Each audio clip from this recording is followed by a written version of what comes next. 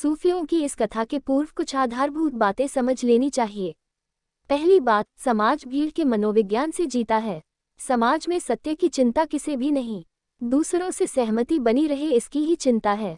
समाज के साथ व्यक्ति कैसे समायोजित रहे, एडजस्टेड रहे, इसकी ही चिंता है। समाज झूठ हो तो व्यक्ति को भी झूठ हो जाना पड़ता है। व्यक्ति बहुत अकेला है, समाज बड़ा है, और जब तक समाज से बड़े का सहारा न मिले तब तक इसके अतिरिक्त कोई उपाय भी नहीं कि समाज के साथ सहमत रहा जाए। केवल वे ही लोग समाज के पार उठ पाते हैं जिन्हें परमात्मा का सहारा मिल जाता है, क्योंकि तब उन्होंने विराट और अनंत के साथ अपना संबंध जोड़ लिया। तब उन्होंने सागर से संबंध जोड़ लिया। नदी से संबंध टूट भी जाए, डबरे से संबंध टूट भी जाए तो कोई अंतर नहीं पड़ता। परमात्मा में प्रविष्ट होते ही व्यक्ति समाज से मुक्त हो पाता है, अन्यथा समाज बहुत बड़ी घटना है। चारों तरफ वे ही लोग हैं, उनसे जरा भी तुम भिन्न हुए कि तुम पागल हो, उनसे जरा भी तुम अन्य हुए कि तुम नासमझ हो। जेम्स थर्बर की एक बहुत प्रसिद्ध कथा है कि सांपों के देश में एक बार एक शांतिप्रिय नेवला पैदा हो गया। नेवलों ने तत्क्षण उसे शिक्षा देनी शुरू की कि सांप हमारे दुश्मन हैं। पर उस नेवले ने कहा, क्यों, मेरा उन्होंने अब तक कुछ भी नहीं बिगाड़ा। पुराने नेवलों ने कहा, ना समझ, तेरा न बिगाड़ा हो, लेकिन वे सदा से हमारे दुश्मन हैं, उनसे हमारा विरोध जातिगत है। पर उस शांतिप्रिय नेवले ने कहा, जब मेरा उन्होंने कुछ नहीं बिगाड़ा तो मैं क्यों उनसे शत्रुता पालूं। खबर फैल गई नेवलों में कि एक गलत नेवला पैदा हो गया है जो सांपों का मित्र और नेवलों का दुश्मन है। नेवले के बाप ने कहा, ये लड़का पागल है। नेवले की माँ ने कहा, ये लड़का बीमार है। नेवले के भाइयों ने कहा, ये हमारा भाई बुजदिल है। समझाया बहुत उसे कि यह हमारा फर्ज है, राष्ट्रीय कर्तव्य है कि हम सांपों को मारें। हम इसीलिए हैं, इस पृथ्वी को सांपों से खाली कर देना है, क्योंकि उनके कारण ही सारी बुराई है। सांप ही शैतान है। उस शांतिप्रिय नेवले ने कहा, मैं तो इसमें कोई फर्क नहीं देखता। सांपों को भी मैं देखता हूँ, मुझे उनमें कोई शैतान नहीं दिखाई पड़ता। उनमें भी संत हैं और शैतान हैं, जैसे हम में भी संत और शैतान हैं। खबर फैल गई कि वह नेवला वस्तुतः सांप ही है, सांपों की तरह रेंगता है, और उससे सावधान रहना, क्योंकि शक्ल उसकी नेवले की है और आत्मा सांप की है। बड़े बूढ़े इकट्ठे हुए, पंचायत की, और उन्होंने आखिरी बार कोशिश की नेवले को समझाने की कि तू पागलपन मत कर। उस नेवले ने कहा, लेकिन सोचना समझना तो जरूरी है। एक नेवला भीड़ में से बोला, सोचना समझना गद्दारी है। दूसरे नेवले ने कहा, सोचना समझना दुश्मनों का काम है। फिर जब वे उसे न समझा पाए तो उस नेवले को उन्होंने फांसी दे दी। जेम्स थर्बर ने अंतिम वचन इस कहानी में लिखा है कि यह शिक्षा मिलती है कि अगर तुम अपने दुश्मनों के हाथ न मारे गए तो अपने मित्रों के हाथ मारे जाओगे, मारे तुम जरूर जाओगे। ऐसी ही स्थिति प्रत्येक मनुष्य की है। तुम जब पैदा होते हो तब तुम परमात्मा से जुड़े पैदा होते हो, क्योंकि उसके बिना कोई जीवन नहीं है। तब तुम शुद्धतम स्रोत से जुड़े हो। अभी तुमने वह जल नहीं पिया जिसको पीने से आदमी पागल हो जाता है। वह जल समाज की शिक्षा, सभ्यता, संस्कृति है। वह जल जो समाज बड़ी जल्दी तुम्हें पिलाएगा, और एक बार तुमने वह जल पी लिया तो तुम भूल ही जाओगे कि तुम्हारे भीतर शुद्ध जल का झरना भी कलकल नाद कर रहा है। इसलिए समाज जल्दी से उत्सुकता लेता है बच्चों को शिक्षित करने की। शिक्षित करने की इतनी उत्सुकता क्यों? अगर बच्चा थोड़े दिन अशिक्षित रह जाए, मनोवैज्ञानिक कहते हैं कि 7 वर्ष की उम्र तक बच्चा अपने जीवन का 50% ज्ञान सीख लेता है, फिर पूरे जीवन शेष 50% ही सीखता है। इसलिए माँ बाप, धर्म, संप्रदाय, धर्मगुरु जल्दी से बच्चे की गर्दन पकड़ते हैं। उसका खतना करेंगे मुसलमान, यहूदी, हिंदू, उसे जनेऊ पहनाएंगे, यज्ञोपवीत संस्कार करेंगे। जल्दी ही उसे भीड़ का हिस्सा बनाने की उत्सुकता है।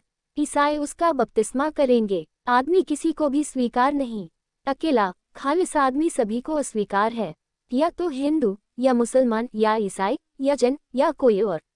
300 पागलपन है जमीन पर, 300 धर्म हैं, और इन धर्मों को मैं पागलपन कहता हूँ, क्योंकि धर्म जब 300 होंगे तो पागलपन ही होगा।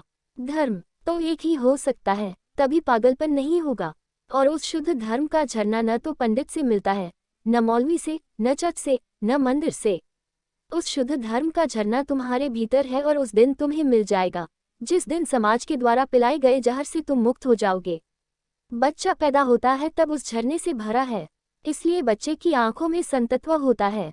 बच्चे की आंखों में वह झलक होती है अनंत की, और जब भी कोई ज्ञान को उपलब्ध हो जाता है तो फिर उसकी आंखों में वही बच्चों जैसी झलक आ जाती है। वर्तुल पूरा हो जाता है। जीसस ने कहा है, जो बच्चों की तरह हैं, वे ही केवल प्रभु के राज्य में प्रवेश कर सकेंगे। ठीक ही कहा है, लेकिन समाज तुम्हें बच्चों की तरह नहीं रहने देता। काटता है, छांटता है, सुधारता है, बनाता है। समाज राजी नहीं है कि परमात्मा ने तुम्हें जैसा बनाया वैसे तुम ठीक हो। समाज परमात्मा से स्वयं को ज्यादा समझदार समझता है। वो तुम्हारे अंग काटेगा, तुम्हारी बुद्धि छांटेगा, तुम्हारे ऊपर नियंत्रण बिठाएगा।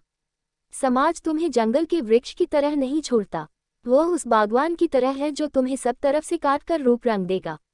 बागवान कहता है कि यह सौंदर्य है। वृक्ष की आत्मा कटती है, वृक्ष के प्राण तड़पते हैं, बागवान का सौंदर्य निर्मित होता है। तुम भी कटे हुए वृक्ष हो, सब तरफ से छांट दिए गए हो। जो छांट दिया गया है वह भी परमात्मा ने तुम्हें दिया था, लेकिन पंडितों ने, पुरोहितों ने छीन लिया। और अगर तुम जरा भी लीक से यहाँ से वहां हुए कि तुम पागल हो। पश्चिम में मनोवैज्ञानिक बड़ा गहरा काम कर रहे हैं और वे इस खोज पर, इस निष्कर्ष पर पहुंचे हैं कि पागलखानों में जो लोग बंद हैं उनमें से अधिक लोग पागल नहीं हैं। उनमें से अधिक लोग सिर्फ लीक से हट गए हैं, इसलिए पागल समझे जा रहे हैं। R.D. लैंग इस समय पश्चिम का बड़े से बड़ा मनस्विद है। उसका कहना है कि पागलखानों में बहुत से तो ऐसे लोग बंद हैं कि अगर उन्हें मौका मिलता तो वे संतत्व को उपलब्ध हो जाते। यह बड़ी महान प्रतिभा की उनमें संभावना थी, लेकिन अड़चन वहां पैदा हो गई कि वे लीक से हटने लगे। प्रतिभाशाली सदा लीक से हटता है, सिर्फ जड़ बुद्धि लीक पर चलता है। कबीर ने कहा है, सिंहों के नहीं लहरें, संतों की नहीं जमात। कोई सिंह भीड़ में नहीं चलते, सिर्फ भेड़ें चलती हैं। और संतों का तुम समाज न पाओगे। संत अकेला चमकता है। जितनी असाधारण प्रतिभा का व्यक्ति होगा, उतना ही लीक से उतरेगा, उतना ही समाज उससे बदला लेगा। तुम बुद्धुओं के पीछे चल सकते हो, बुद्धिमानों के पीछे नहीं। तुम्हारे सब नेता वैसे हैं, वे तुम ही जैसे हैं, तुम्हारे जैसे ही पागल, तुम्हारी जैसी ही धारणाओं में बंधे, तुमसे भी ज्यादा शायद बंधे। यही उनकी अपील है। मैंने सुना है, एक पागलखाने में पुराने डॉक्टर की बदली हुई और एक नया डॉक्टर आया। पागलखाने के सारे अंतवासियों ने बड़ा स्वागत समारोह किया, फूल मालाएं पहनाई, फूल फेंके, बड़े आनंदित हुए, नाचे। डॉक्टर भी थोड़ा चिंतित हुआ, क्योंकि और भी पागलखानों में वह रह चुका था। इतना आनंद पागलों ने कभी न मनाया था, और डॉक्टर से पागल नाराज रहते हैं। तो उसने पूछा पागलों के मुखिया से कि इतनी खुशी की क्या बात है। तो उसने कहा कि आप बिल्कुल हम जैसे लगते हैं। पहला जो डॉक्टर था वह बिल्कुल पागल था, और आप बिल्कुल हम जैसे लगते हैं। आपको देखकर ही कोई कह देगा कि आप ही अंतवासी हैं, इसलिए हम बड़ा आनंद मना रहे हैं। पागल पागल को ही नेता चुन लेगा, मूढ़ मूढ़ के पीछे चलेगा, क्योंकि सबसे बड़ी कठिनाई तुम्हें तब होती है जब तुम्हें ऐसा लगता है कि तुम गलत हो, और प्रतिभाशाली व्यक्ति तुम्हें सदा कहेगा कि तुम गलत हो। उससे बचने का एक ही उपाय है कि जितनों को वह गलत कहता है वह भीड़ इकट्ठी हो जाए और उसकी गर्दन दबा दे। इसलिए सुकरात को तुम जहर पिलाते हो, जीसस को सूली लगाते हो, बुद्धों पर पत्थर फेंकते हो। वह कारण है उसके पीछे, वह तुम्हारी आत्मरक्षा का उपाय है। क्योंकि अगर इन आदमियों को छुट्टा रहने दिया जाए, स्वतंत्र रहने दिया जाए, तो आज नहीं कल तुम्हारे नीचे जो आत्मविश्वास की जमीन है वह खींच लेंगे, तुम्हें संदिग्ध कर देंगे। सोच विचार गद्दारी है, सोच विचार दुश्मनों का काम है। जिसको तुम बुद्धिमान कहते हो वह वही आदमी है जो लकीर का फकीर है, जो परंपरा से चलता है, जो अतीत से इंच भर यहाँ वहाँ नहीं जाता, जो सिर्फ एक पुनरुक्ति है, जो बासा है, उधार है, वस्तुतः मुर्दा है। तुम्हारे नेताओं में और तुम में बहुत फर्क नहीं होता। मैंने सुना है, पता नहीं कहाँ तक सच है, मोरारजी देसाई जब उपप्रधानमंत्री थे तो एक बार बीमार पड़े, बेहोश हो गए। बड़े से बड़े चिकित्सक को दिखाया अहमदाबाद में। उसने कहा, तत्क्षण दिल्ली ले जाना पड़ेगा, ये होश यहाँ वापस नहीं लौट सकेगा। जल्दी से हवाई जहाज का इंतजाम किया गया। एयरपोर्ट मोरारजी लाए गए। चिकित्सक परेशान है, हवाई जहाज तैयार है, लेकिन घंटा भर हो गया और कोई मंत्री जी को चढ़ाता नहीं। उसने पूछा अधिकारियों से कि देर क्यों हो रही है, यहाँ जीवन मरण का सवाल है। उन्होंने कहा, हम भी जानते हैं, लेकिन फूलमालाएं नहीं आ पाईं। उस चिकित्सक ने कहा, तुम पागल हो गए हो, ये वक्त फूलमालाओं का है। इसी वक्त मंत्री जी को हवाई जहाज पर चढ़ाया जाए। मोरारजी भाई ने आंखें खोली और कहा, कुछ हर्ज नहीं है, थोड़ी देर इंतजार कर लेने दे, वैसे भी फूल मेरी तबीयत को बहुत रास आते हैं। जिस तरह के अहंकार से तुम भरे हो उसी तरह के अहंकार से तुम्हारे नेता भरे हैं, वही तुम्हारे और उनके बीच संबंध है। जिस तरह की विक्षिप्तता तुम में है, उसी तरह की विक्षिप्तता तुम्हारे गुरु में है। वही तुम्हारे और उसके बीच सेतु है। इसलिए जब बुद्ध पुरुष पैदा होते हैं तब तुम्हारी पहली प्रतिक्रिया उनके विरोध में होती है। तुम उन पर हंसते हो। तुम सब तरह से सिद्ध करने का उपाय करते हो कि इनका दिमाग खराब हो गया है। क्योंकि दो ही बातें हो सकती हैं, या तो ये पागल है और या फिर तुम पागल हो। और स्वयं को पागल समझना अत्यंत कठिन है, क्योंकि अहंकार पूरा का पूरा गिरता है। कोई पागल स्वयं को पागल नहीं समझता। कोई पागल, बड़े से बड़ा पागल भी स्वयं को बिल्कुल ठीक समझता है। और ध्यान रहे, जो पागल ये समझ ले कि मैं पागल हूँ, समझ लेना उसका पागलपन गया। वो रात टूट गई। वो सपना अब चल नहीं सकता, क्योंकि यह बड़ी बुद्धिमानी की घटना है ये समझ लेना कि मैं पागल हूँ। सुकरात ने कहा है, ज्ञानी का लक्षण है पहला कि वह समझ ले कि मैं अज्ञानी हूँ। स्वस्थ व्यक्ति का पहला लक्षण ही यह है कि वह समझ ले कि मुझ में पागलपन है। H.G. वेल्स एक कहानी कहा करते थे। वे कहते थे, एक दफ़ा मैं ट्रेन में सवार हुआ और एक आदमी मेरे पास बैठा था। वह इतना उदास था कि मुझे पूछना ही पड़ा कि इतनी उदासी क्यों, क्या परेशानी है। वह ऐसा मुर्दे की तरह बैठा था कि जैसे अब मरा अब मरा। तो उस आदमी ने अपना दुख रोया। उसका दुख यह था कि उसने कहा कि अब मैं क्या बताऊं, किसको कहूं। मेरी पत्नी पागल हो गई है और वह अपने को मुर्गी समझने लगी है और 24 घंटे कुकु कुकु किया करती है। उसका कुकु मेरे सिर में घूमता रहता है रात दिन। तो H.G. वेल्स ने उसको कहा कि भाई, इसमें इतने परेशान होने की जरूरत नहीं। किसी अच्छे मनोविश्लेषक को दिखा लो, ठीक हो जाएगी। इससे भी बड़ी बीमारियां ठीक हो जाती हैं। उसने और भी उदास होकर कहा, साहब, वह तो ठीक है कि ठीक हो जाएगी, लेकिन हमें अंडों की जरूरत भी रहती है। अब पागल कौन? कोई पागल अपने को पागल नहीं समझता। सभी पागल दूसरे को पागल समझते हैं। जिस दिन तुमने समझ लिया कि मैं पागल हूँ, तुम्हारे जीवन में क्रांति की किरण आनी शुरू हुई। जिस दिन तुमने समझ लिया कि मैं अज्ञानी हूँ, क्योंकि सभी अज्ञानी अपने को ज्ञानी समझते हैं। जिस दिन तुमने समझ लिया कि मैं भटका हुआ हूँ, क्योंकि कोई भी नहीं भटक सकता इसको समझने के बाद, उसी दिन तुम ठीक रास्ते पर आ गए। लेकिन समाज दूध के साथ जहर पिलाता है। वो सब अनजाने चल रहा है। जिस ढांचे में बाप है, माँ है, समाज है, गुरु है, उसी ढांचे में बच्चे को वे ढालेंगे, बिना इस बात की फिक्र किए कि वह ढांचा बुनियादी रूप से गलत था। इस जमीन को गौर से देखो। अगर ये ढांचे गलत ना हो तो क्यों इतनी जरूरत है युद्धों की? हर 10 वर्ष में एक महायुद्ध जरूरी हो जाता है। करोड़ों लोग जब तक मारे न जाएं हर 10 वर्ष में, तब तक आदमियत को चैन नहीं, और बेहुदा कारणों से मारे जाते हैं। ऐसे कारण कि तुम भी अगर थोड़े होश में आओगे तो हंसोगे। एक डंडे पर कपड़ा लटका रखा है, उसको झंडा कहते हो। उसको किसी ने झुका दिया, इसमें युद्ध हो सकता है। कपड़े का टुकड़ा है, इसमें लाखों लोग मर सकते हैं। तुमने एक मंदिर बना रखा है, वहाँ एक भगवान की प्रतिमा तुम बाजार से खरीद लाए हो, उसे स्थापित कर दी, किसी ने उसको फोड़ दिया, दंगे हो जाएंगे। छोटे बच्चे भी इतने बचकाने नहीं। उनकी गुड्डी तोड़ दो तो थोड़ा शोरगुल करेंगे, फिर भूल जाएंगे। लेकिन तुम्हारे दंगे जीवन भर चलेंगे, जन्मों जन्मों चलेंगे, पीढ़ी दर पीढ़ी दोहराए जाएंगे, क्योंकि किसी ने मंदिर तोड़ दिया है। परमात्मा का कोई मंदिर तोड़ा जा सकता है? ये सारा अस्तित्व उसका मंदिर है। तुम्हारे मंदिर तोड़े जा सकते हैं जो तुमने बनाए हैं, क्योंकि वे परमात्मा के मंदिर नहीं हैं। जो तोड़ा जा सकता है उससे ही सिद्ध हो गया कि वो परमात्मा का नहीं है। परमात्मा का तो कुछ भी तोड़ा नहीं जा सकता। जो बनाया जा सकता है वह तोड़ा जा सकता है। बनाने में ही तुमने भूल की थी, इसीलिए तो तोड़ दिया गया है। कोई मस्जिद में आग लगा देता है और मोहम्मद परेशान रहे जिंदगी भर समझाने में कि परमात्मा का कोई आवास नहीं है, वह सभी जगह है।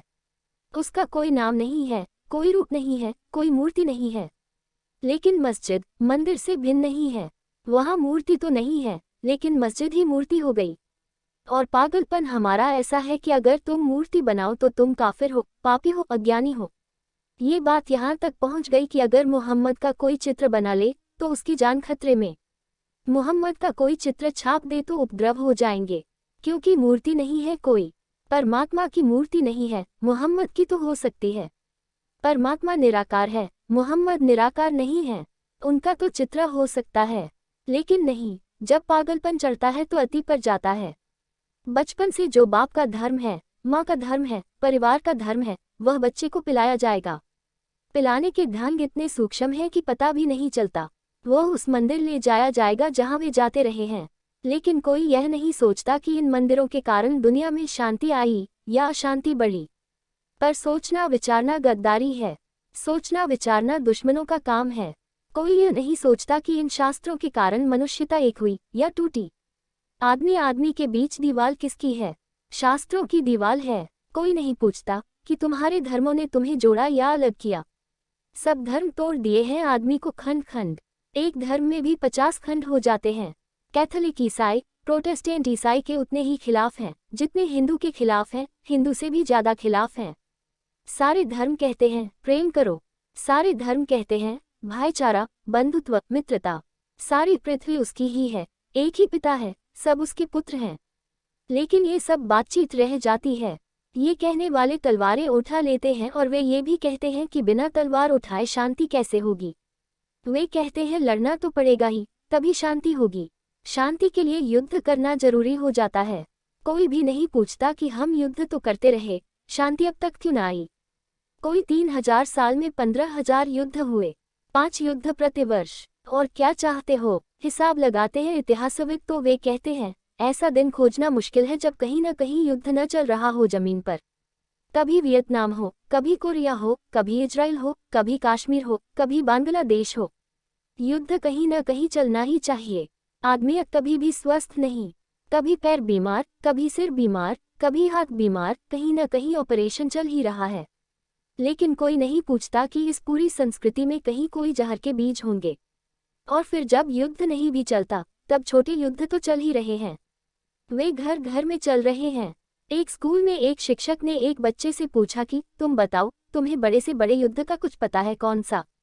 तो उस लड़के ने कहा बता तो देते, लेकिन बताने की मनाही है। शिक्षक ने कहा पागल, किसने मनाही की? इतिहास इसीलिए तो पढ़ाया जा रहा है। तो उसने कहा कि बड़े से बड़ा युद्ध तो मेरी माँ और पिता के बीच चलता है। मगर किसी को आप कहना मत। बड़े युद्ध तो दिखाई पड़ते हैं, लेकिन छोटे छोटे युद्ध प्रतिपल चल रहे हैं। सारी जमीन प्रतिपल कलह से भरी है। प्रेम के नाम पर भी घृणा और कलह है। मुल्ला नसरुद्दीन से कोई पूछ रहा था कि कभी तुम्हें अपने विवाह की तिथि और साल भूलता तो नहीं? उसने कहा कभी नहीं। दुख की बात भुलाओ तो भी भूलती नहीं। सुख भूल जाएगा, दुख कभी नहीं भूलता। प्रेम दुख हो गया है। और कोई भी नहीं पूछता कि कहीं न कहीं हमारे जीवन की संरचना में कोई मौलिक गलती है जिसके कारण सब गलत हो जाता है। कुछ भी ठीक नहीं मालूम पड़ता। और जिनको तुम ठीक कहते हो उनका भी ठीक होना कितना ठीक है। आदमी काम करता है, दुकान जाता है, बाजार जाता है, संभालता है घर द्वार। क्या तुम सोचते हो इतने से पक्का हो गया कि वह स्वस्थ है? पागल नहीं। तब तुम उसे क्रोध में देखो तो तुम पाओगे वह पागल है। मनस्विद कहते हैं क्रोध अस्थायी पागलपन है और दिन में कम से कम 2, 4, 10 दफा हरेक को पकड़ता है। कितनी देर लगेगी स्थायी पागलपन आने में? उदास आदमी को देखो और फिर तुम अपने मस्तिष्क की अगर जांच करो तो तुम बहुत हैरान हो जाओगे कि वहाँ क्या चलता है। तुम वहाँ पाओगे सब तरह के पागल मौजूद हैं। तुम्हारे भीतर जो चलता रहता है वह बहुत हैरानी का है। तुम उस तरफ देखते ही नहीं। कभी आधा घंटा मन में जो चलता है उसे लिख डालो, जैसा चलता है वैसा ही। फिर तुम अपने निकटतम मित्र को भी बताने को राजी न होगे कि यह मेरे भीतर चलता है। इसलिए भीतर की तरफ हम देखते नहीं, क्योंकि वहाँ पागलपन मालूम पड़ता है। तुम में और पागल में कोई गुणात्मक भेद नहीं है, सिर्फ परिमाणात्मक भेद है। डिग्री का थोड़ा सा अंतर है। तुम 98 डिग्री पर हो, वह 100 डिग्री पर पहुंच गया। उबल रहा है, भाप बन रहा है। आदमी खोजना मुश्किल है जो स्वस्थ हो। मनोवैज्ञानिक कहते हैं बहुत मुश्किल है स्वस्थ आदमी खोजना जो मानसिक रूप से परम स्वस्थ हो। शरीर से स्वस्थ तो लोग मिल जाएंगे, क्योंकि शरीर का स्वास्थ्य कोई बड़ी गुणवत्ता नहीं है। सारे पशु स्वस्थ हैं। शरीर का स्वास्थ्य पाश्विकता का हिस्सा है, लेकिन मन का स्वास्थ्य बुद्धत्व है। वह मुश्किल है। कभी करोड़ों वर्षों में 1-2 लोग उतने स्वस्थ हो पाते हैं कि उन्हें हमें तीर्थंकर, अवतार और भगवान कहना पड़ता है। कहना हमें इसीलिए पड़ता है, अन्यथा कोई जरूरत नहीं है। अगर बहुत लोग स्वस्थ होते मानसिक रूप से तो क्या जरूरत किसी को अवतार कहने की, बुद्ध कहने की, तीर्थंकर कहने की? कोई जरूरत नहीं है। वे इतने कम हैं कि उंगलियों पर गिने जा सकें। उन्हें हमें आदमियों से अलग करना पड़ता है। ये बड़ी दुखद घटना है। ये सहज होनी चाहिए कि सभी आदमी भगवत्ता को उपलब्ध हों। ये कभी कभी होना चाहिए कि कोई आदमी चूक जाए, न उपलब्ध हो पाए, बीमार हो।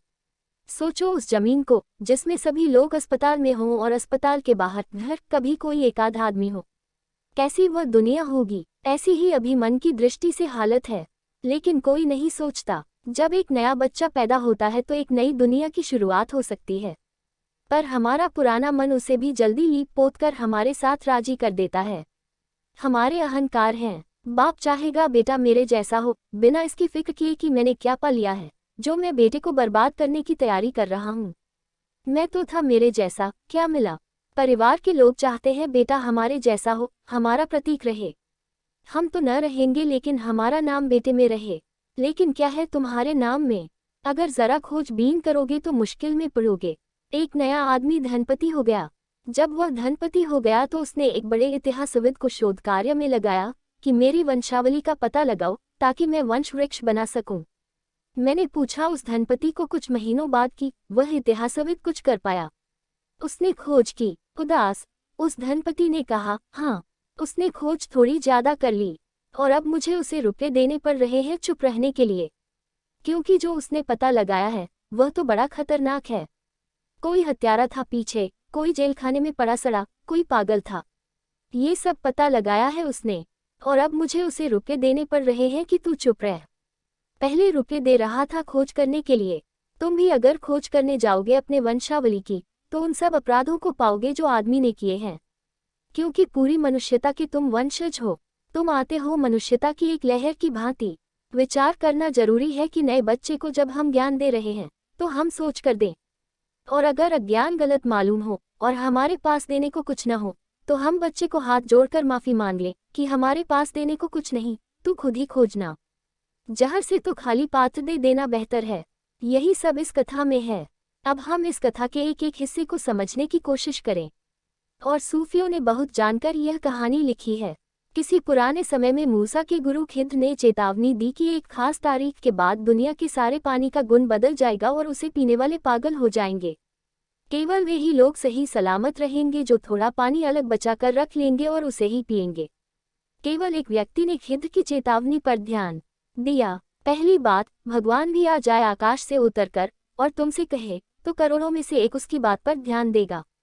तुम सुन लोगे, अनसुनी कर दोगे, क्योंकि उसकी बात पर ध्यान देना तुम्हारे पूरे जीवन की व्यवस्था को बदलने की तैयारी पर ही संभव हो सकता है। लोग हंसे होंगे। उन्होंने कहा, क्या पागलपन की बात है। कहीं ऐसा हुआ है, कहीं ऐसा हो सकता है। कभी पहले नहीं हुआ तो अब क्यों होगा। लोग अतीत से जीते हैं और सोचते हैं भविष्य सिर्फ अतीत की पुनरुक्ति होगी। इसलिए लोग कहते हैं अनुभव इकट्ठा करो, अनुभव से जियो। अनुभव से जो जिएगा उसका अर्थ ही यह होता है कि वह अतीत के ही आधार पर भविष्य को पुनरुक्त करेगा। मैं तुमसे कहता हूँ बोध से जियो, अनुभव से नहीं, क्योंकि अनुभव तो मरा हुआ है, वह अतीत का है। बोध सदा वर्तमान का है। जो हो चुका है वह अब कभी न होगा। जिंदगी प्रतिपल बदल रही है। गंगा बही जाती है, सूरज चला जाता है, सब बदलता जाता है और तुम अनुभव से जीते हो।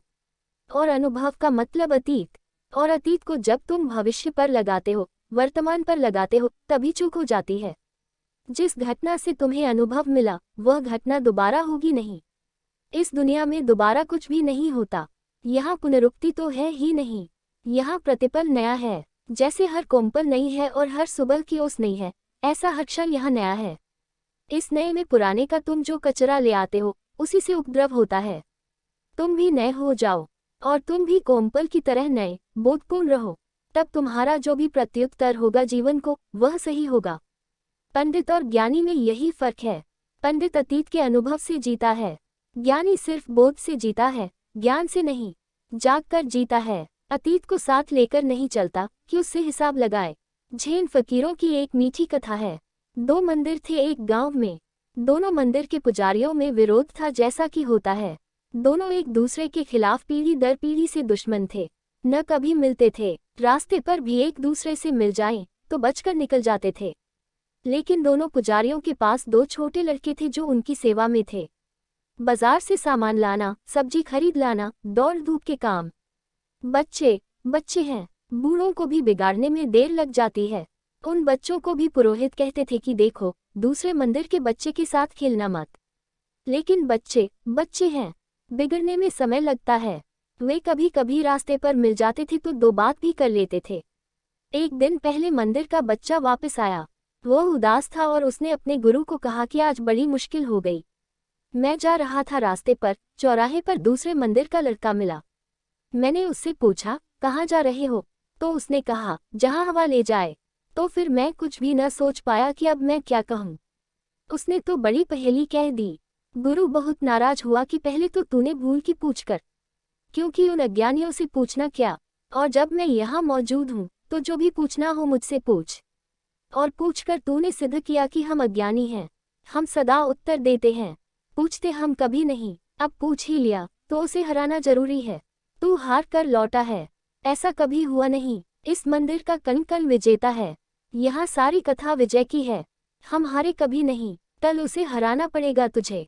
कल फिर पूछना, कहाँ जा रहे हो? और वह जब कहे हवा जहाँ ले जाए तो कहना, और अगर हवा न चल रही हो, सब बंद हो, फिर क्या करोगे? उसका मुंह बंद करना जरूरी है। यही उत्तर है धार्मिकों का, मुंह बंद कर देना दूसरों का। लड़का उत्सुकता से जल्दी उठकर चौराहे पर दूसरे दिन खड़ा हो गया। आया दूसरे मंदिर का लड़का। उसने पूछा, कहाँ जा रहे हो? उसने कहा, जहाँ पैर ले जाएं। बड़ी मुसीबत हो गई। उत्तर तैयार था लेकिन स्थिति बदल गई। बंधे उत्तर, लोगों की यही दशा होती है हर वक्त। उनका उत्तर तैयार है और स्थिति रोज बदलती है। उत्तर कहीं नहीं बैठता, सब जगह अड़चन आ जाती है। लौटा दुख में और उसने कहा, वह लड़का बेईमान है। कल कुछ कहा, आज बदल गया। गुरु ने कहा, उस मंदिर के लोग सदा के बेईमान हैं, इसीलिए हम कहते हैं उनसे बात ही मत करना। वे भरोसे के नहीं हैं। हम जिस उत्तर पर अटल हैं उस पर अटल रहते हैं। उनका कोई भरोसा नहीं है, जब जैसा देखा बदल गए। उनकी स्थिति तो गिरगिट जैसी है, अवसरवादी है, अपॉर्चुनिस्ट है, मगर हराना जरूरी है। तो कल फिर पूछना, कहाँ जा रहे हो? वो लड़का कहेगा, जहाँ पैर ले जाएं। तो कहना, और अगर लंगड़े हो गए फिर क्या करोगे? उसका मुंह बंद करना हर हालत में जरूरी है। बस पंडित एक दूसरे का मुंह बंद करने में लगे रहते हैं। वो लड़का फिर जाकर और भी जल्दी खड़ा हो गया।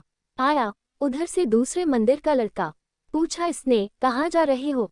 उसने कहा, बाजार सब्जी लेने जा रहे हैं। अब कोई उत्तर की संगति न रही, न पैर न हवा। वो लौटा बहुत दुख में। उसने अपने गुरु से कहा कि इसका मुंह बंद करना मुश्किल है, क्योंकि मैं तैयार उत्तर ले जाता हूँ और वह बदल जाता है। जिंदगी भी ऐसी ही बदल रही है प्रतिपल, और तुम तैयार उत्तर लेकर उसके पास जाते हो। तुम अगर जिंदगी को चूक रहे हो तो तुम्हारे तैयार उत्तरों के कारण चूक रहे हो। परमात्मा का अगर द्वार बंद है तो तुम्हारे ज्ञान के कारण बंद है। तुम अपने ज्ञान को हटाओ और तुम उसे पाओगे, वह सामने खड़ा है। लेकिन तुम चाहते हो धनुष बाण लेकर खड़े हो, क्योंकि हम तो रामचंद्र जी का उत्तर पकड़े बैठे हैं कि मुंह पर बांसुरी बजाओ रखकर, क्योंकि हम तो कृष्ण के भक्त हैं। तुम हो भक्त। जिंदगी न कृष्ण को मानती है, न राम को, न बुद्ध को। ये सब जिंदगी में पैदा हुए हैं। जिंदगी इनके किसी के ढांचे को नहीं मानती, वो रोज बदलती जाती है। जिंदगी पुनरुक्त नहीं होती। कृष्ण एक बार दोबारा नहीं होते। जिंदगी बासी नहीं होती। जिंदगी रोज नए को पैदा करती है। अब वे दोबारा मोर मुकुट बांध कर खड़े न होंगे और तुम मोर मुकुट वाले कृष्ण की प्रतीक्षा कर रहे हो। तुम थकोगे, मरोगे, मिटोगे। वे कृष्ण अब आएंगे नहीं। वो बात चूक गई। अब हो सकता है वे टाई वगैरह बांध कर खड़े हों। तुम चूक जाओगे। तुम कहोगे, टाई और कृष्ण कभी नहीं। लेकिन क्या अड़चन है? मोर मुकुट बांध सकते हो, टाई नहीं। मोर मुकुट कुछ बेहतर है टाई से, लेकिन मोर मुकुट परंपरागत उत्तर है। समझ में आता है। एक गांव में मैं गया था, वहां दंगा हो गया। वहां दंगा हो गया क्योंकि कॉलेज के लड़के एक नाटक खेल रहे थे। नाटक एक मजाक था, लेकिन लोग मूढ़ हैं और मजाक को भी नहीं समझ पाते। मूढ़ का लक्षण ही यही है कि वह मजाक को बिल्कुल ही नहीं समझ पाते। नाटक था मॉडर्न रामलीला, मजाक ही था, एक व्यंग था। लेकिन झगड़ा हो गया क्योंकि रामचंद्र जी टाई वगैरह बांधे, पैंट कोट पहने खड़े थे नाटक में, और सीता जी सिगरेट पी रही थी। झगड़ा हो गया, वही दंगा फसाद हो गया, वही कुर्सियां तोड़ डाली गईं। मंच पर लोग चढ़ गए। उन्होंने कहा कि अपमान हो गया। बड़ी हैरानी की बात है, शास्त्रों में लिखा है कि विष्णु स्वर्ग में बैठे तांबूल चर्वन करते रहते हैं। वह चलेगा, पान खाएं, चलेगा, मोर मुकुट बांधे, चलेगा, क्योंकि वह उत्तर हमारा सुना हुआ है। इतनी बार दोहराया गया कि हम भूल ही गए, जरा मोर मुकुट बांधकर चौखट्टे पर खड़े हो जाओ, कैसा पता चलता है। लोग समझेंगे पागल हो गए। जिंदगी रोज बदल जाती है और तुम्हारे उत्तर कभी नहीं बदलते। तुम जिंदगी से रोज चूक जाते हो, तुम्हारा कहीं मेल ही नहीं होता। अगर परमात्मा तुम्हें नहीं मिल रहा है तो तुम्हारे बंधे हुए उत्तरों की वजह से। और जब भी तुम्हें कोई नया उत्तर दिया जाएगा तुम सुनोगे नहीं, क्योंकि तुम इतने पुराने से भरे हो। मूसा के गुरु खिद्र ने चेतावनी दी कि एक घड़ी आ रही है जब दुनिया का सारा पानी अपना गुणधर्म बदल देगा। जो भी उसे पिएगा पागल हो जाएगा, और जिसको पागलपन से बचना है वह इस पानी को बचा ले। एक आदमी ने सुनी। आदमी हैरानी का रहा होगा। वैसे ही आदमी बनो तो ही तुम्हारी जिंदगी में कुछ घट सकता है। नए की सुनो, नए की गुनो, नए को पहचानो, लेकिन उसके लिए नई आंख चाहिए, नया हृदय चाहिए। पुराना हृदय, पुरानी आंख नए को कैसे पहचानेगी? और इसीलिए तुम चूक जाते हो। और परमात्मा सदा नया अवतरण है। प्रतिपल वह नया होकर आ रहा है। उसकी कला चुक नहीं गई है। जिनकी कला चुक जाती है वे ही पुराने को दोहराते हैं। परमात्मा अनंत कला है।